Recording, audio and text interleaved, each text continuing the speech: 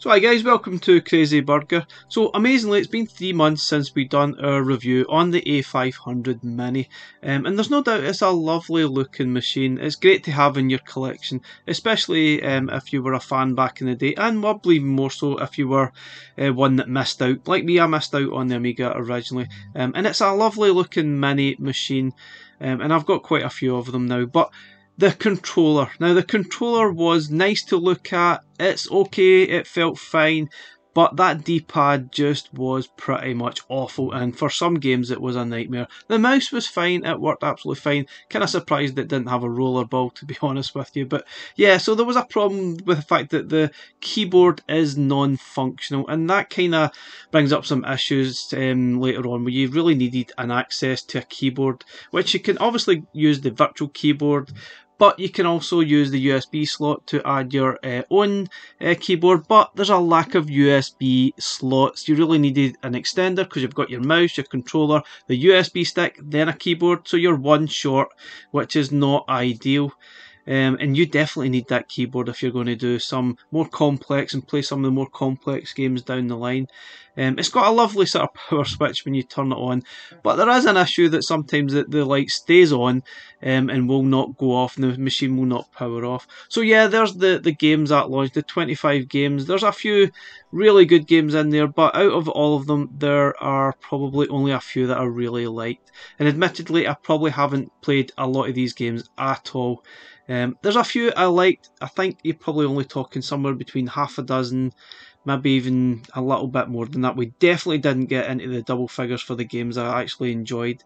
I really liked the Alien Breed games. They were absolutely fantastic, and I've probably played the ones the most out of all the games. And the emulation is absolutely fine for all the games that are included in the package. The only issues you get with emulation is when you actually download your own games, but we'll get into that in a little minute. And the actual games that I played, Alien Breed 3D and the 2D versions, I really enjoyed them. They are really decent games. Another World is okay, it looks great, but at the same time it's such a tough game to actually play. I really didn't get very far in that at all. I'd rather have preferred Flashback, for instance, rather than Another World. Now the D-pad, you definitely struggle to play Cadaver using that D-pad. It's not designed for this. You really need a joystick to play this game properly. Also, Chaos Engine, I found the D-pad a little bit of a pain to play with as well. Admittedly, this is a great game, Chaos Engine, but honestly, that D-pad made it really tough to actually play. You can get your own other joypads or joysticks to play, and I would definitely encourage that rather than using the in-game one. Now, to the USB sticks, you obviously want to add that WHD load facility, but some of the USB sticks are not compatible, especially the larger ones. And I chose a SanDisk Cruiser, which is the one that was compatible for me, 32 gig. Anything bigger than that, you'll probably have some issues. You need to go down certain routes to actually partition it, or it will not work properly, and you will not see the WHD load folder come up. And some other sticks are not compatible, so it's a bit of a bugbear. And then when you get to actually load your games, you need to be aware that it's only so many games you can add to the one folder, so you need to segregate them, maybe in a sort of A to Z format, so that all the games actually appear, because I think it's about 256 games that will only appear, otherwise it will chop off.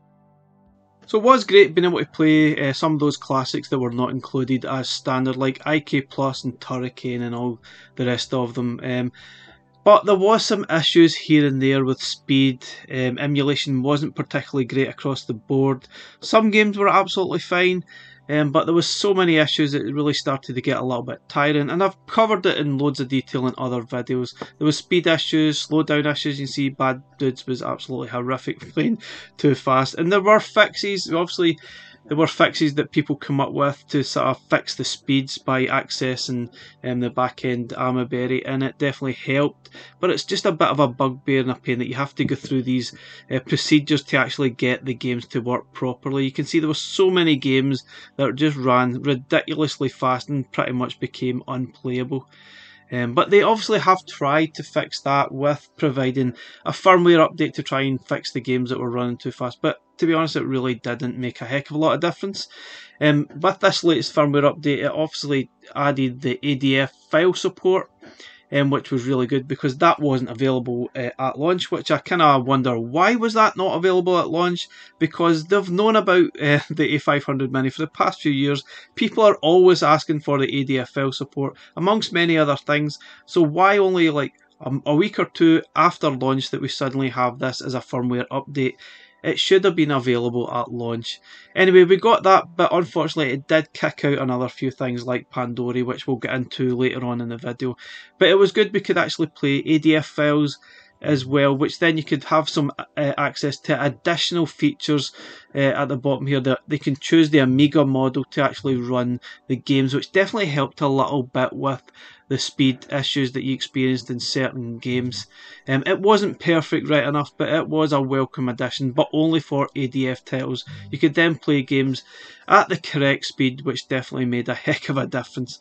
But yeah, so getting back to Pandora, the latest firmware update did kick out Pandora. If you played that, it was basically adding RetroArch to your A500 Mini, so you could then play other style games other than your Amiga, such as Mega Drive and PlayStation, N64 for example. Now I did manage to play it before the firmware update, but I never managed to get around to doing the video. If you do it now, you'll get this error message. So if you're getting your Amiga Mini now, I would add this first and then do the update. There are videos out there that cover how to do it properly, but I don't know why they've blocked it and why they've decided to stop the use of this in the latest firmware update. It's really not cool. But I didn't actually buy a Mini to play Mega Drive games. I did buy the Mini to play Amiga games, but at the same time it would have been nice to have this as a choice, which unfortunately Retro Games have decided to block the use of this, which is really disappointing. Means you can't play the great version of Turbo Outrun or Sonic the Hedgehog, for example, amongst many other cracking games. Some of the emulation wasn't particularly great and it definitely needed work, but it's still a bit disappointing that they removed this facility. There is a Mini Amiga that you can use, which was really good, which is a kind of a workbench based game. You can play such things as Doom, which was really, really good. The emulation was absolutely fantastic, really enjoyed that. You can play that and either update the firmware or not, and it was really good. And there are a lot of other options out there, guys. I'd just like to say that the game discovery, trying to find all these different new Amiga games, was really good. The community out there is absolutely fantastic. The knowledge in the Facebook groups, even the feedback in some of my videos, I've really appreciated it. Some of your knowledge has been absolutely fantastic to let me know some of the games that I should be looking for and actually playing. In my overall experience, I think the A500 is really cool, but it's got a lot of shortcomings and it's been a little bit disappointing. The emulation has been disappointing to the games you add yourself. Here and there, you definitely need to tweak it a lot to get it to perform perfectly.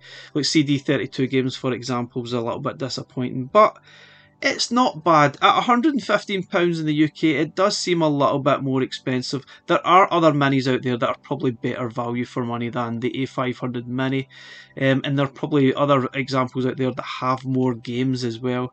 But if you're looking to add a Mini and you love the Amiga, then it's nice, I guess, to have in your collection. But you'll probably wonder, if you have an original Amiga, you might be better off just getting that out instead rather than playing on this. But for me, it was just nice to actually collect it. Guys, thanks for watching the video. Please like and subscribe, and we'll catch you again in the next one. Bye for now.